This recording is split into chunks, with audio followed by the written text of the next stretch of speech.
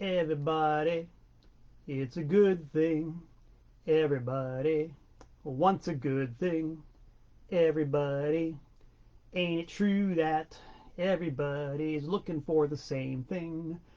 Yes, you know that if you're on the internet and you see that address, Malcolm Tent, P.O. Box 3626, Newtown, Connecticut 06470, and maybe you hear a Devo song being sung in the background, you know that it is indeed me, Malcolm Tent, bringing you the latest episode of Tent Talks Tunes. Welcome, everybody. Welcome aboard. Glad to have yous.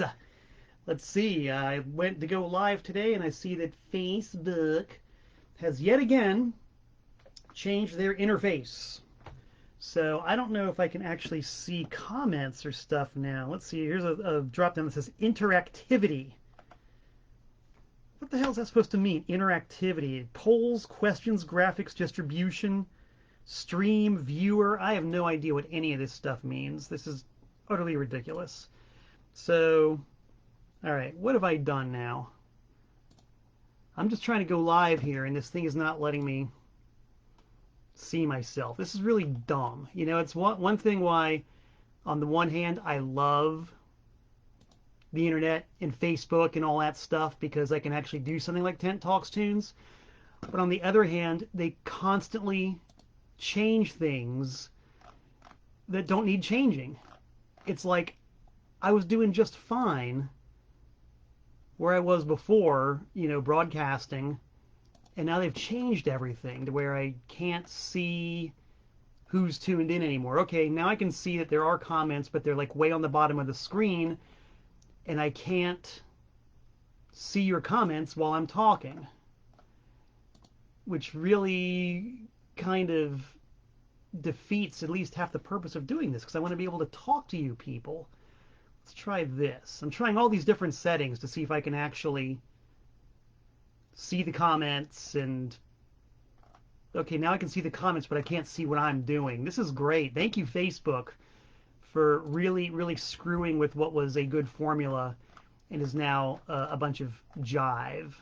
Total jive. All right, so I guess you guys are tuned in. As John Farrell would say, Tent Talks Tech. It's certainly not my strong suit. I didn't ask for it. It simply is what it is. I guess they'll have to debug it or rebug it or unbug it or do whatever it is it's bugging me and make it work somehow. Welcome to the world of beta Tent Talks Tunes. All right, enough carping. What say we check the bulletin board? Let's see what's been going on in the world of Old Man Tent. Well, y'all might have noticed I'm sporting my very classy Bloody Apostles t-shirt. Yes, look at that. Bloody Apostles t-shirt, which not only looks good, but it is my band, so you know it sounds good. And you might say, Old Man Tent, how do we know it sounds good? Just because you say so? Well, I mean, that is kind of one reason. If I say so, I certainly believe it's good, and you know I would not steer you wrong. If I have any say in the matter, I'm not going to steer you wrong. But if the proof of the pudding is in the hearing, if the seeing is in the eye of the beholder, we will soon have evidence with which I may back up my assertion, and that is, excuse me, not actually this compact disc, but the contents of this. Look at that, Bloody Apostles raw recordings 9/18/21. Yes, we were in the studio last week, and we banged out six furious numbers, which are scheduled for release. Excuse me, that cough is still with me from last week. You got to bear with me a little bit. 6 furious numbers, which are scheduled for release on a label whose name I will not mention just yet, because nothing's been finalized, but the signs look good. So yes, a Bloody Apostles 6-song, 7-inch EP is in the works. And I'm very excited about it. These rough tracks we recorded sound damn good. In case you're wondering, it says raw recordings. Yes, these are raw mixes, but the studio we used was raw recordings in Paterson, New York. run by Jean-Christophe Santalis, who I've gotten to work with a whole bunch, and the dude really, he made us sound greater than we already did. So, salute to the Bloody Apostles in the studio with J.C. Santalis.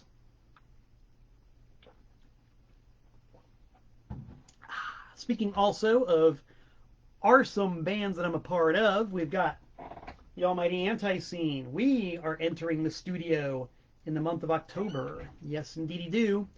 Was talking to our general, Sir Barry Hannibal, the man who makes the music happen, the man behind the logistics of the band. It's a fucking cough, man. He called me today. We were talking on the phone, and we've got the dates written on the calendar for the initiation of the recording of the new Anti-Scene full-length LP. Am I excited about that? I'm excited about that. You better believe it. Very excited about that. And that's basically the bulletin board. Let's check the mailbox. We've seen the mailbox.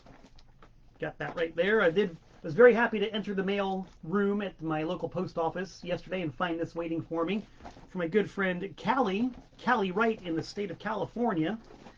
He sent me, let's see this opening of the box here, not one, but two great tapes that sound great together. The fabulous Iron Palm and Charnel House 23, and I'm told that this Charnel House 23 cassette is a limited edition of one copy. Callie, you know what a collector I am, so thank you for giving me something to collect. I guarantee you this will be in my cassette deck before the night is over. Play it loud enough so that the neighbors will know just how good my musical taste is. I mean, they already know, but the affirmation of it sooner than they might want, sooner than they might think.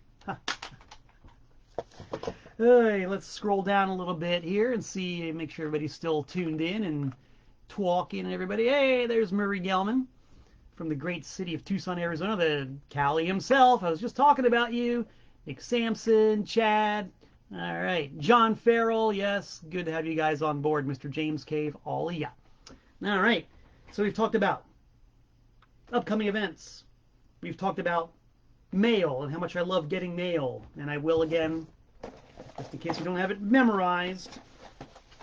If you want to help me in my quest to educate my musical neighbors by getting me stuff in the mail to play so loud that they can hear it 500 feet down the road, there's my address, Malcolm Tent, P.O. Box 3626, Newtown, Connecticut, 06470.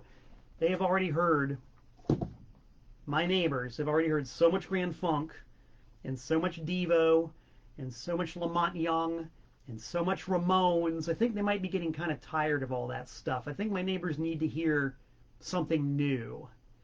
And did I mention it's my birthday tomorrow? Just saying. Tomorrow's my birthday. And my neighbors need something new to listen to. Just saying. All right. Let's get down to brass tacks, shall we? Let's do this. By the way, I did some research on dry hacking cough. And according to all the stuff I've seen on the internet, it's apparently not going to kill me. It's apparently not fatal. It's apparently not even really worth talking about. It'll probably go away in a few weeks. And if it's still there after a few weeks, maybe call a doctor. Well, we're 2 weeks in. If I wake up tomorrow with this jive still pestering me, I'm going to call a doctor, which I do not like doing. But I don't like coughing all the time either. So trust me, folks, maybe a birthday present to myself will be a call to a physician to see just what this is. Yeah. All right. Here's what this is. This is the story of a band that I love.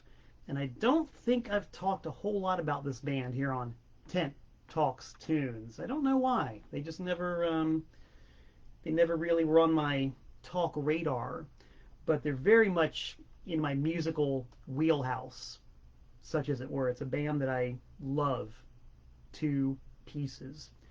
And the story of how I discovered them and got into collecting their stuff harkens back to a day which was pre-internet, before there was such a thing as the internet, before the internet was even a glimmer in any techie's eye.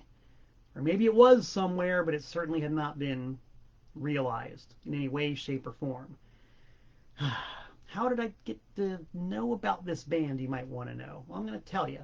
It all started, I'm going to guess, probably 1982.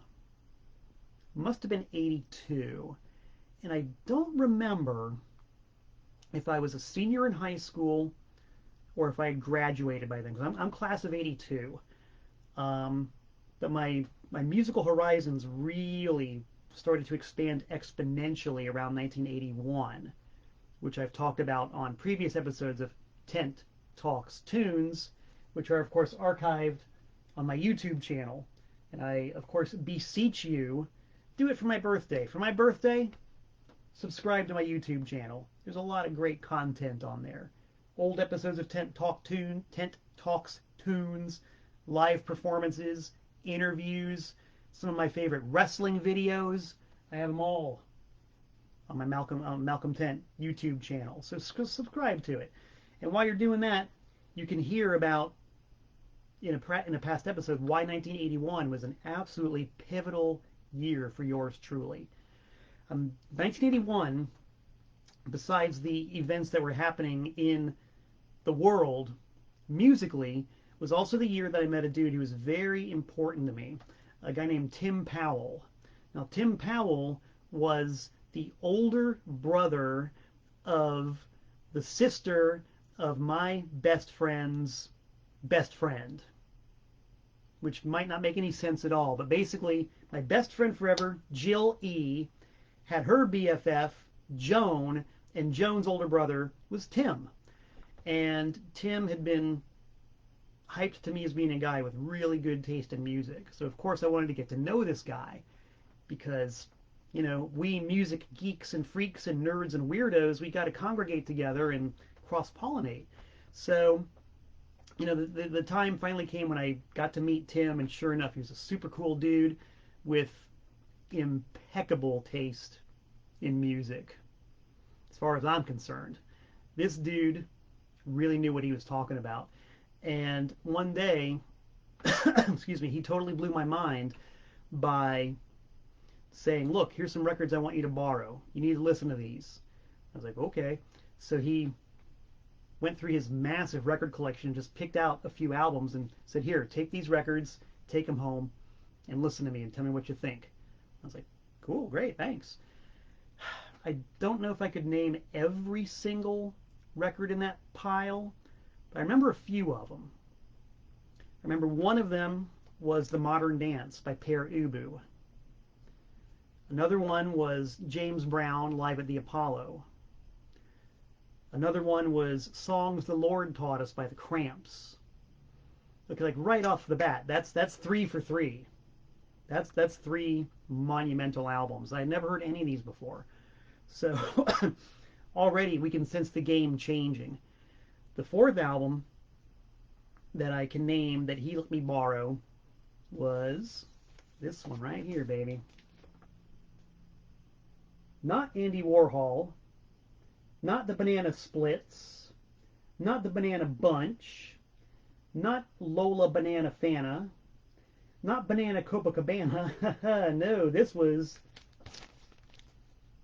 the Velvet Underground and Nico, produced by Andy Warhol. He let me borrow this record, and before I took it home, he said, start by listening to side 2. The first song on that side is a song called Heroine. It doesn't grow on you, it grows in you. But okay, if Tim Powell says it, I'm going to believe it. So sure enough, I took this record home, and when I got around to playing it, I started with side 2, track 1, and like right off the bat, Sterling Morrison's delicate arpeggio guitar and these weird boom, boom, these weird minimalist thumping faintly reverbing drums that were like way in the background. And then this drone. John Cale on the viola, just playing the drone note. And then by the time Lou Reed began his deadpan narrative, I was in. It was in me. Tim Powell was right. That was a song that I was never going to forget or be able to walk away from. And then, you know, the rest of the album. There She Goes Again, the Black Angels Death Song, European Sun. Flip it over and there's, you know, Monday Morning, Waiting for the Man, Run, Run, Run, All Tomorrow's Parties. I mean, it was just insane. There were so many different worlds contained in this album. I was just completely enamored. And, you know, it's one of those albums where the packaging itself was at least as much a part of the magic and the beauty as the music contained in it. You know, because it had, you know, usual. I mean, well, first of all, the front cover, extremely unusual. Now, I remember the first time I ever saw this record. I saw my first copy of this record when I was probably 7 or 8 years old. Excuse me. Leafing through the record department of the Treasury department store, which was in Hialeah, Florida, and where I lived in unincorporated Northwest Dade County. Hialeah was the big city kind of. It's where you went to do all your shopping, and that's where the Burger King was, and all the attractions of the big city were in Hialeah. So we would take our little family trips and go to the mall, the Westland Mall in Hialeah. We'd go to the Treasury department store. That's where the International House of Pancakes was. It's like Hialeah was the destination. So we'd go to the Treasury department store and make an afternoon of it. You know, it's like, okay, kids, you go off and do your thing. Meet me back here in the front in an hour. And in an hour, I could cover a lot of territory. So I'd go to the record department, obviously, and just look through all the records they had. And the Treasury always had a really good record department. And I remember very clearly at the age of 7 or 8 or however old I was at the time, seeing the original banana peel version of this album, but somebody had torn open the shrink wrap and like very crudely tried to tear the banana off. And we'll get to that in a minute. This is a later pressing. This is not the one that Tim Powell let me borrow, but it's very similar in that it's got a printed banana. I don't know if you can actually see the relief on that, but it's a printed banana. It's not the peel off one. It lacks the instructions to peel slowly and see. So right off the bat, when I saw that at the age of 7, it was just weird, you know. Record covers didn't have stickers on them, and I didn't know what an Andy Warhol was. I didn't know who Andy Warhol was, but I knew that was his name on the album. And it was weird. It was kind of odd. It always stuck with me. So that was certainly lurking in the back of my mind when Tim let me borrow his copy of it. So you got the front cover, you got the back cover with this kind of weird, murky photo of, I guess it's the band playing live. You know, that's not really what a band playing live looks like on most album covers. They don't look like that. There's something weird going on there. And of course the band portraits, which all have the Andy Warhol light show on them, that was weird. So everything about it right off the bat is weird. And then you open up the gatefold sleeve and there are the band portraits. Man, these people just looked cool. They just looked really cool. Everybody in this band looks cool. And of course, it's got all the reviews, which were mostly bad. And I thought, well, any band that would include their own negative reviews on their own album cover has got to be doing something right. So it was just like the total package. You know, the songs, the cover, the weird memory I had of this record from when I was a little kid. It just totally clicked. Boom. Lodged in my subconscious, my conscious, my heart, my soul, forever. Thank you, Tim Powell, for letting me borrow the Velvet Underground and Nico. What an absolute life-changing record this is/was. So, before I continue, let's scroll down and see if people have thoughts about that. Mike Lesser, yes. Mike is a fellow Floridian. He knows the Treasury Department store. Oh yeah, we got all kinds of good stuff going on here. So, Now, y'all know me. If you've seen Tent Talks Tunes more than once, or if you've hung out with me at my record store, Trash American Style, or if we've met at a record show or at a gig or whatever, you know that when I'm into something, I'm into it. I am into it. I want to hear it all. I want to know everything. I want to get the complete scoop, the big picture. I want to know everything about this band. Problem was, and this could be a problem, might not be a problem, depends on how you look at it. In the pre-internet era, it was really hard to find information about a band like the Velvet Underground, because at this time, most of their records were out of print in the US. They've been out of print for years, with a couple of exceptions, which I'll talk about in a second. They were not, they'd broken up many years before. I didn't really know when, but they'd been broken up for a long time. Most of their records were out of print. You didn't really have anywhere to find information, you know. They were certainly not going to be written about in Rolling fucking Stone, for God's sake. That wasn't going to happen. Even the Mighty Cream magazine didn't write about the Velvet Underground.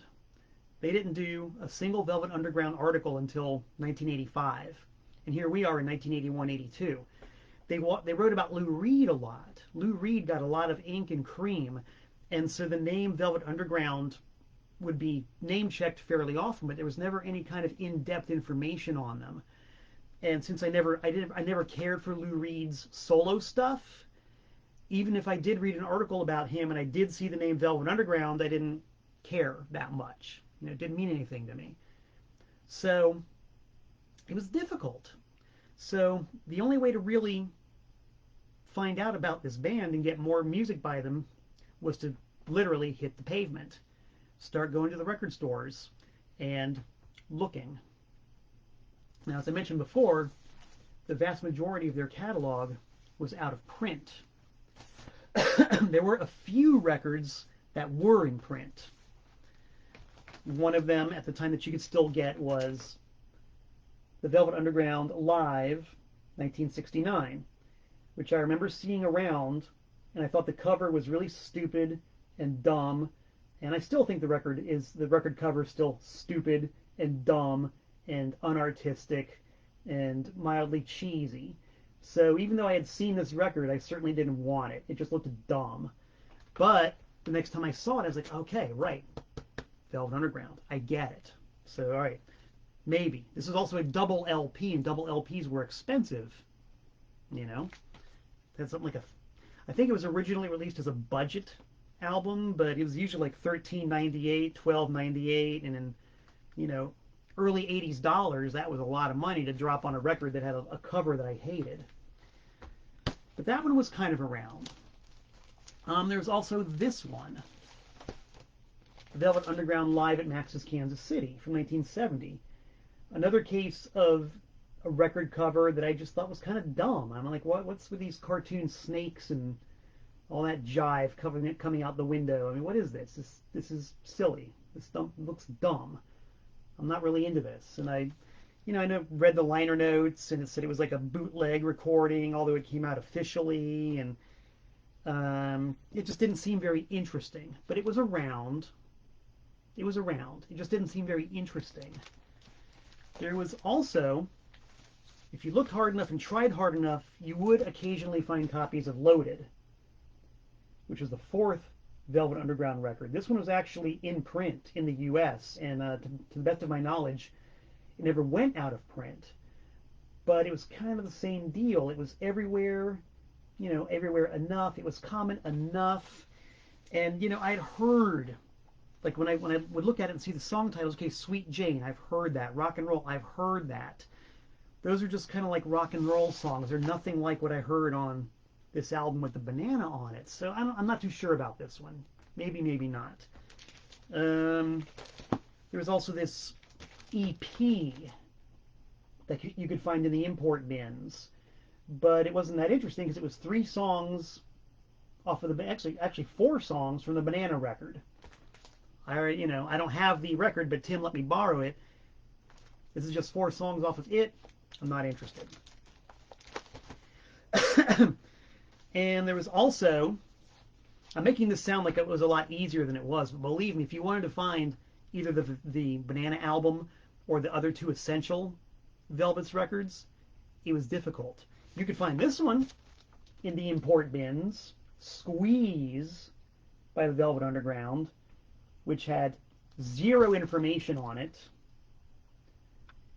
song titles that looked kind of silly, and it was an expensive import. Same deal. You're being expected to pay a premium price for a record that's a complete unknown quantity. I really wasn't willing and able to do that. And even after a while, even after some time elapsed, you didn't really see this one around so much anymore.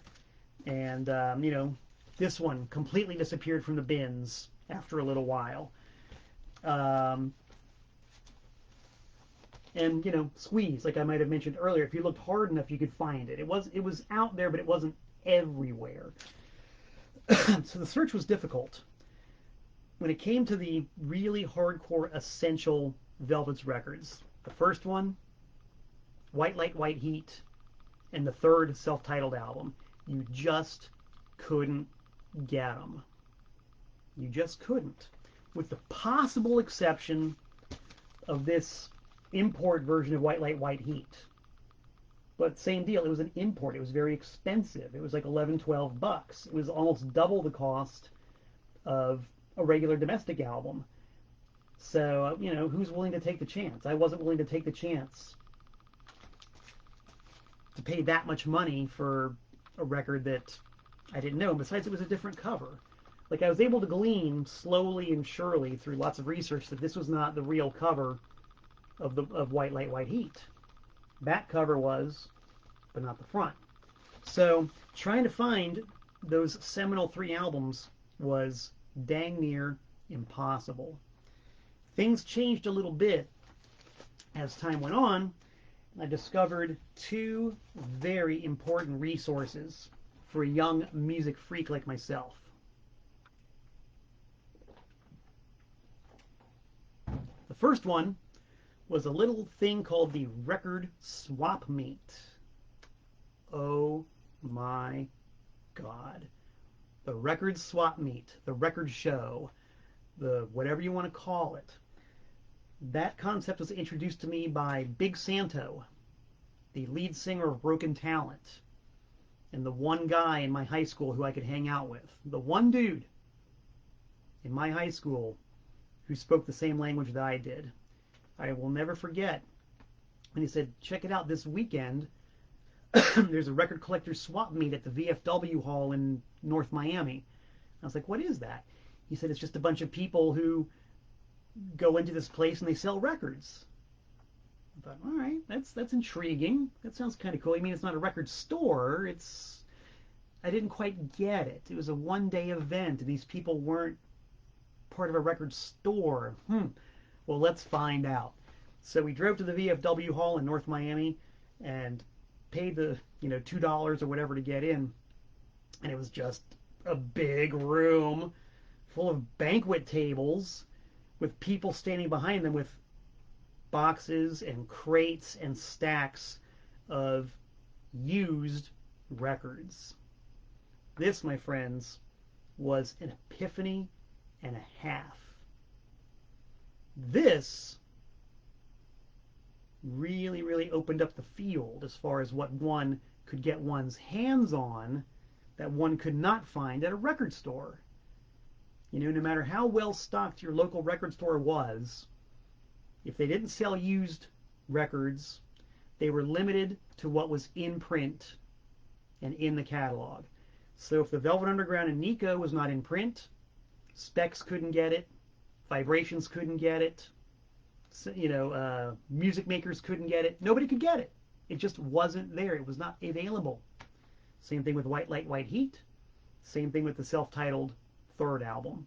If it wasn't in the big phonologue, phone book-sized catalog of in-print records, your local music shop couldn't get it, and you were SOL. And at that time, If you guys were there and you remember what it was like trying to find not only the Velvet Underground, but anything by the Stooges or anything by the MC5 or any of the like fabulous early garage albums like the Music Machine or the Sonics or anything you might have read about hither and yon, you just couldn't get them. Period. So this record swap meet was I was speechless. Speechless. And it was great for a young lad like me who had an extremely limited budget because you could actually buy a record, a full-length album for a quarter, 50 cents, a dollar, a few dollars, you know? I mean, your buck could be really stretched at a record swap meet. So this was really, really a game changer. Yet another game changer for yours truly. So I became a regular habitué of the swap meets whenever Santa or I could get a ride with some of our parents who would, take us to North Miami or South Broward or wherever there was a record swap meet. If they would be willing to take a couple hours on a Sunday morning and drive us somewhere so we could go look through these records, they would do it. So we never missed an opportunity. And sure enough, it was at a record swap meet somewhere in Dade County that let me get my visual here, make sure I got the right one to show you. This one's pretty close. At a record swap meet, looking through somebody's $1 box of beat up old dirty grimy records, that I found this. This is not the exact copy that I found, but it's very similar. The Velvet Underground and Nico Banana record, but without the banana. Oh my God. Remember what I said earlier about seeing that copy at the Treasury with the banana that had been ripped off the cover? Somebody actually carefully peeled the banana off of theirs, leaving the pink banana exposed with regular back cover that I knew and the inner gatefold. And not only that, maybe almost as importantly, one of the most beautiful mid-century modern label designs in the history of humanity, the Verve silver and blue record label. Another reason why the packaging on the Velvet Underground records was so flawless, because that's a graphics design masterpiece. That's one of those designs that is going to live forever in terms of use of space and balance and color and modernity. The typeface, everything about that label is perfection. And it was on a Velvet Underground record. So finally, I was able to get my own copy of the Velvet Underground and Nico at a record swap without the banana for $1. That's why I loved record swap meets so much and why I still love them and why I promote my own in Danbury, Connecticut. I just thought I would sneak that little plug in there. Obviously, with conditions being what they are, we haven't had one in a little while. But as soon as we get back to a condition that is normal enough for my taste, the Danbury Record and CD Expo will be back. And we do intend to have it at the Ethan Allen Inn in Danbury. And we do, as usual, intend to have a room full of dealers selling crates and boxes and stacks of awesome records that you're not going to find in a new record store. Thank you very much for letting me slip that plug in there. So yeah, now the search is on. Now I'm totally aware of things like record swap meets and what was soon to come later, my introduction to the used record store. A record store that actually sold the same kind of things that were at a record swap meet. Pre-owned records. The people who owned the used record stores had a decided advantage because they didn't have to rely on what was just in print. People could walk into a record store with their record collection and sell it to the store. And the store would then put their price tag on it and put it in the bin. Amazing. Just amazing. Amazing.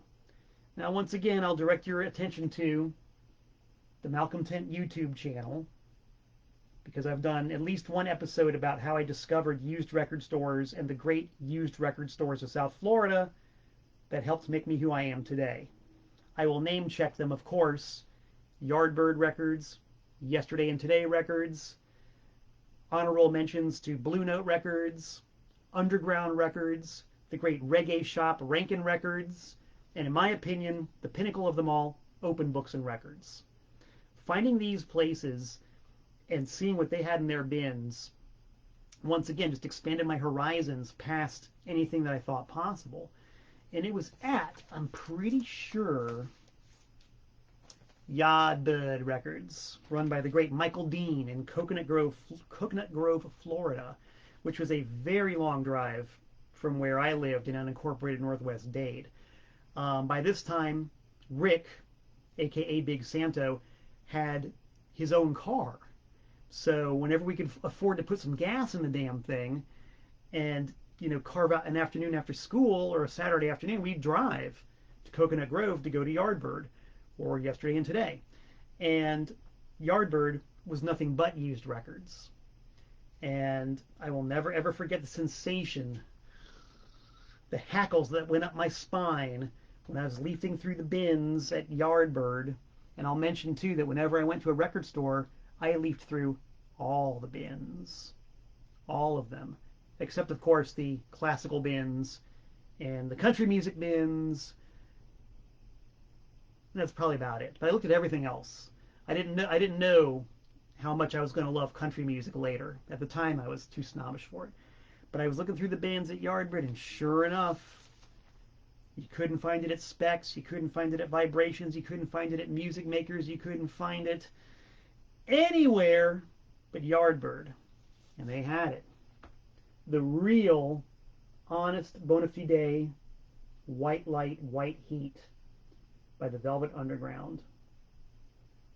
And by this time, by doing whatever research I could and slowly, actively looking for information on the Velvet Underground, I knew this was supposed to be a monumental album. As John Cale described it, the crunchy Bam Bam album by the Velvets. Probably not as universally regarded as a Banana record. It was kind of the same deal. The second I dropped the needle in the groove and I heard the high octane, lo-fi, raw sludge that oozed out of my speakers from the grooves of this record, I was hooked. It took me a while to wrap my head around some of the stuff on this, but the one that got me immediately, The Gift. Side 1, track 2. Waldo Jeffers had reached his limit. It was now mid-August, and he hadn't heard from Marshall. I mean, this incredible, totally deadpan short story read by John Cale over this awesome, pulsating instrumental track. That's the one that really grabbed me and brought me in. And then Lady Godiva's Operation, and then I heard her call my name, and finally Sister Ray. Holy shite on a platter. Goosebumps, kids. It happens every now and again on Tent Talks Tunes. Goosebumps! The camera's not doesn't have enough high res camera lens action to actually show these goosebumps, but I got them. The very thought of Sister Ray gives me goosebumps. 17 minutes of absolute sonic, not even insanity. When you listen to Sister Ray, and you listen to it as much as I have, and you've mapped out almost every one of its 17 minutes, you can hear it's actually a very structured, thought out, planned, and arranged song. It has a total beginning, middle, and an end. And each part has its own movements to it. It sounds like all hell's breaking loose in the studio, but it's all comprehensible, it's comprehensive, and it's all held together by Mo Tucker going doo-doo-da-da-doo-doo-da-da. Just the floor tom and the snare, non-stop for 17 minutes. Oh my God, more goosebumps. More goosebumps. Whew. Might have to play this one when I sign off tonight. This was one of those records that was worth the wait and worth all the shoe leather and all the blood, toil, tears, and sweat to finally find. I believe at the time that I found this at Yardbird Records, I paid $10 for it. Remember what I said earlier, this is early 1980s dollars. So $10 was quite the investment. That was more than a new record at a new record store. But by now, I understood this was not an import that was expensive just because the American dollar was weak. This was a bona fide rare record. This is one that you just weren't going to find elsewhere very easily. So I threw down that Hamilton and I took it home and had my brain warped. Warped. Let's scroll down a bit and see who's still with me. Who's got opinions and ideas about this? Oh man, there's Grant Den, the original guitar player for Broken Talent. Hey Grant. And yep, there's James Pogo. Hello. All right, everybody's here. Cool. So the search continues. The search continues. I needed to find more by the Velvet Underground. And it was again at a record swap meet that I was digging through a box. And once again, randomly, for the price of $5, found what is probably the single hardest to find original The Velvet's record, the self-titled third album. This is the one that by far sold the poorest, sold the least, and went out of print the quickest. It was like gone in a flash. Very hard to find this one. $5 at the record swap meet. This is not the actual copy I bought. This is a copy that I picked up at a record store in New York City in trade. This is the Yellow Label Disc Jockey promo copy. Wow. This was in 1987, 88-ish. And it had a $35 price tag on it. But this is when I was just starting to release things. And so I had some TPOS stuff. And I was taking it around and traded $35 worth of my label stuff for this copy of the record. I don't even know what it goes for these days. I don't care. This one's mine. I'm keeping it. So I might have talked about earlier, when I collect records, I'm one of those weirdos who usually trades down. Because my whole thing is, you know, as you've probably gleaned by now, I buy and sell records myself for a living. That's how I put my food on the table. That's why you got to go look up TPOS on Discogs and eBay. That's where I sell my stuff. So, and here's a very good case. This is not, as I mentioned before, this is not the copy of White Light, White Heat that I got at Yardbird Yardbird Records. The first copy I got, and maybe you guys can see this. You can see right there, this has got the black on black tattoo. That denotes an authentic first American pressing. Sometime in the late 70s, the market was not exactly flooded, but there were a lot of counterfeits of this album that didn't have the black on black. And it was mastered from a copy of vinyl, which, excuse me, already sounded kind of sludgy and overmodulated to begin with. So by the time they were done mastering this counterfeit record, it really sounded sludgy and like hell, basically, but that's the first time I ever heard it, and that's how I fell in love with it. As time went on, excuse me, you know, having the record store, basically nothing was sacred. And to this day, very few things are sacred. Like if I need to sell some records and somebody requests something and I've got it in the personal collection, I'll sell it. You know, I mean, that's, like I said, it's what I do. That's how I make my money. I sell records to people. And if somebody really wants something and I've got it and I'm willing to part with it, I'll part with it. So my original counterfeit version ended up getting sold a long, long, long, long time ago. But somewhere along the line, I picked up the black on black version, like a really, really nice condition copy of it. So I kept that one. Somebody wanted it, had to sell that one, and then others came through eventually. And I would always have one, but they were always, all the other copies I ever had were for sale. And I always will keep the worst condition copy and sell the best condition copy, because I'm not totally hung up on condition. Just having this and knowing that it's an original and that it's here, that's good enough for me. This copy sounds pretty bad, but it is original, and I sacrificed my most recent good sounding copy to somebody who wanted it. So I got my crappy copy, somebody else got the good copy. And that's why my record collection is so bizarre. But there's certain things I ain't going to part with, because I'm just not, there's no way I'm going to find an affordable copy of the promo of this ever again. So time goes on. I'm still living in Florida. I'm still on the hunt. I'm still on the prowl. So eventually, through just lots and lots of sheer effort and stick-to-itness, I was finally able to find my own copy of the peelable banana version. Let's see if we can get some of the relief on that, or some of the light shining on it, if you can really see that. But that is an actual unpeeled banana. Looks like somebody actually might have peeled it and then stuck it back on. It's kind of wrinkly and the stem is torn, but it's there. That is the original banana.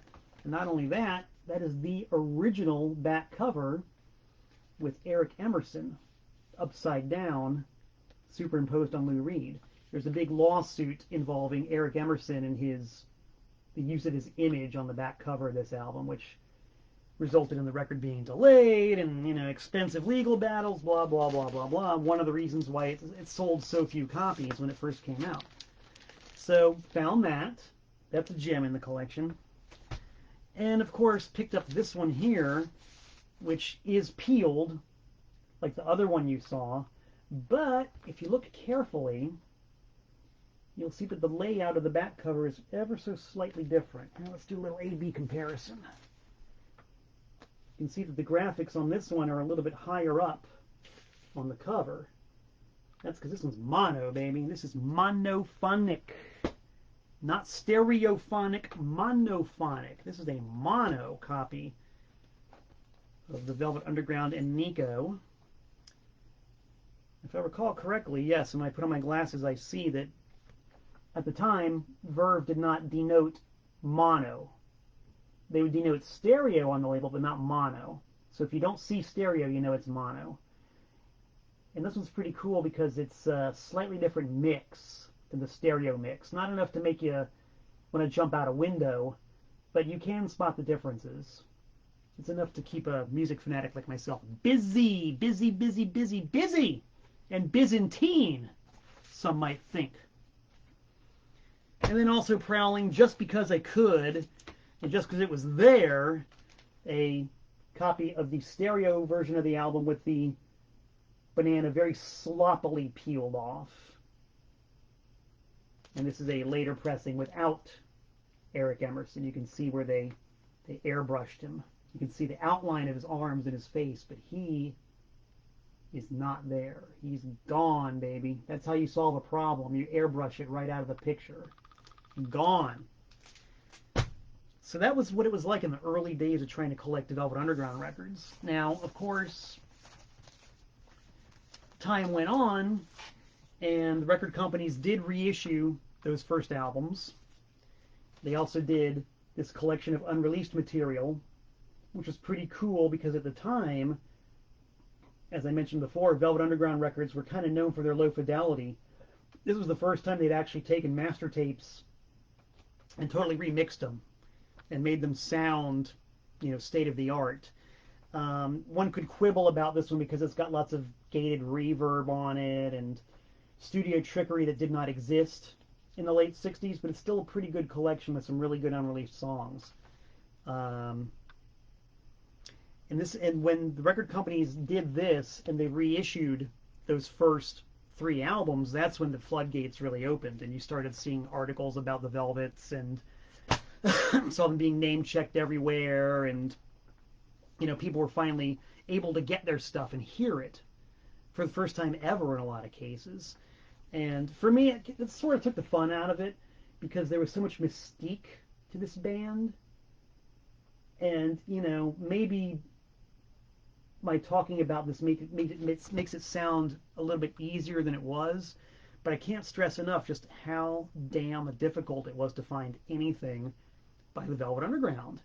You go into a record store, and if they had an import section, you might see one of those import reissues. But a lot of places didn't have import sections, and if they did, they weren't always well stocked. So it was very, very hit or miss. And from about 1985 on, it became a lot less miss and a lot more hit. The entire catalog's been in print ever since, which, if you're a music lover, is great.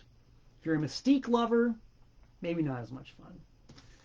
Let's see what other kind of stuff we got here. We got this cheesy-ass compilation on MGM Records, which I'm pretty sure is also a Yellow Label promo. Yeah, it's a Yellow Label promo. I don't know if anybody cares about this one as much as an actual album, like one of the first 3 as a promo, but it's still pretty cool. This was part of the anthology series that MGM did at the time.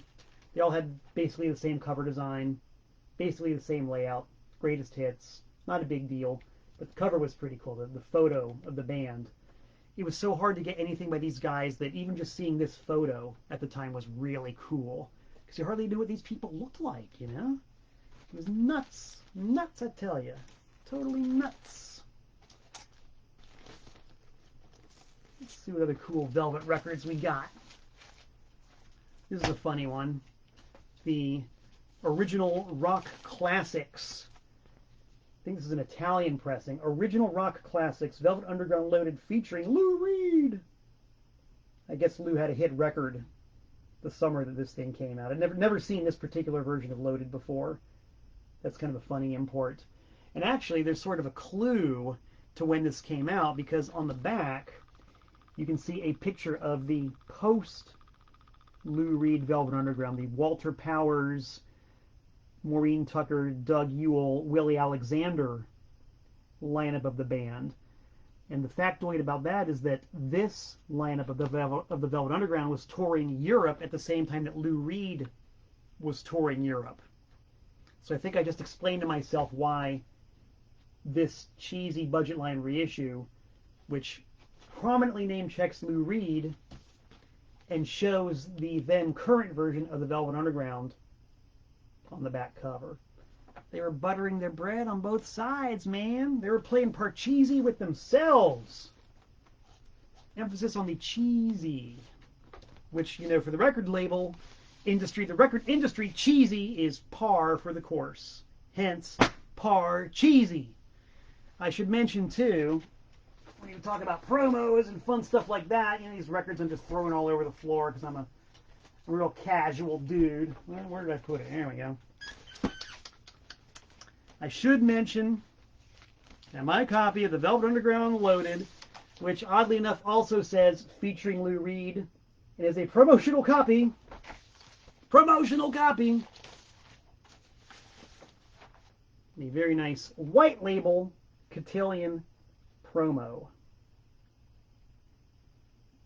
This one's definitely not for sale, because I know that I cannot afford to replace it. Just saying. This is show and tell, baby. Show and tell. I also like to stick artifacts in my records, clippings and stuff like that. This is one that I'm very fond of. This is a little newsletter that came out from Vassar College in Poughkeepsie, New York, featuring my pal Martha Morrison, who Sterling Morrison's wife. She used to work there, and I would delight in having her come by the table with a cup of tea during her break. She would hang out, and we would just chit-chat and just hang out and BS, and she usually was pretty good to slip in a Velvet Underground story or an Andy Warhol story here and there. And lovely, lovely woman. I miss Martha. I've not seen her in a long time. If anybody out there can send the word to Martha, tell her I said, hey, how you doing? Now, Velvet Underground singles are so rare and so impossible to find that I boast very, very, very few originals. I got a couple. We'll get to them in a minute. But I will mention that during the early 90s, in the grunge era, not only were the major labels cranking out all kinds of colored vinyl and 7-inch singles, the bootleggers were cranking out all kinds of 7-inch singles because 7-inchers were all of a sudden hip, which is why you're able to have this one, which has some outtakes from the third album era. And that later on led to this one, which is not a bootleg, but is a Record Store Day issue from a few years back with a couple other outtakes from the third album. Note the similarity. Somebody was paying attention. And then, of course, if you get back to the bootlegs, you've got this one, which also features, hey, there's Harry the Cat. Harry's bogarting my action, as always. Also features outtakes from the third album era. So anybody who says that the labels aren't paying attention to the bootleggers is wrong and or lying. Now, Harry sat on the keyboard, and he just made the camera do something. Harry, my boy, am I still online, or did you cut me off? Anybody here tell me if I'm still on? Did Harry cut me off? I see someone from 2 minutes ago, but I don't see anybody from now. Somebody tell me if this adorable little guy, this lovely little kitten, Mr. Furry Fangface himself, the purr machine. I think I'm still live. I'm going to assume that I am. All right. According to Nick Sampson and John Farrell, I am still on, and Harry is still here. All right. Here's yet another. I mean, there were so many of these damn bootleg singles from the early 90s, all milking the late 1960s output of the Velvets. But I do have a couple of originals. Yes, I do. Here's one. I found this in a random box of 45 somewhere. Just some guy who was an old juker was selling off his old inventory of jukebox 45s, and he had just tons and tons and tons of the damn things, which, if anybody's ever tried to slog through one of those collections, knows is usually junk. It's like, how many copies of Put Your Hand in the Hand of the Man Who Walked on Water? How many copies of that do you think there are on 45 in the planet? You'd be shocked at how many there are, right? Shocking. Absolutely shocking. Harry is shocked. So, I was shocked by looking through this guy's stuff. 2 million copies of You Light Up My Life, 25,000 copies of Muskrat Love, 858 million copies of Staying Alive, to find one copy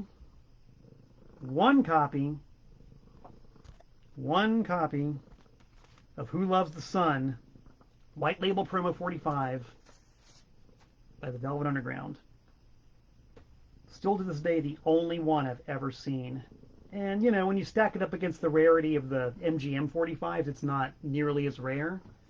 But god damn, it's the only one I've ever seen, McLean. And it's clean. So that's a pretty cool thing. That's an artifact and a half. And then this other one. This is one of those things. This is why I love record swap meets so much. Bye, Harry. I love record swap meets so much.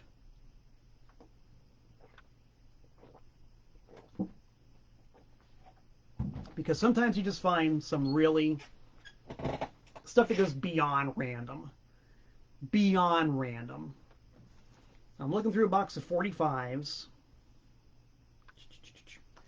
and I come across this very floppy flexi disc sort of thingy with a price $4, and it says hate. $4 something hate. I can't read exactly what it's like, half hate or quarter hate or something. And and it's got Lou Reed's picture on it. And being the fanatical type of dude that I am, I recognize this as being a giveaway from an Andy Warhol publication from early 1967.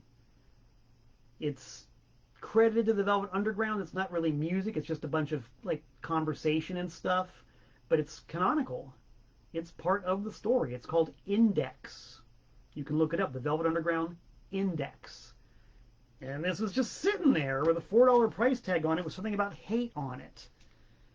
And I, showed it to the guy. I said, $4. He said, yep, $4. I said, okay, $4. I'll take it.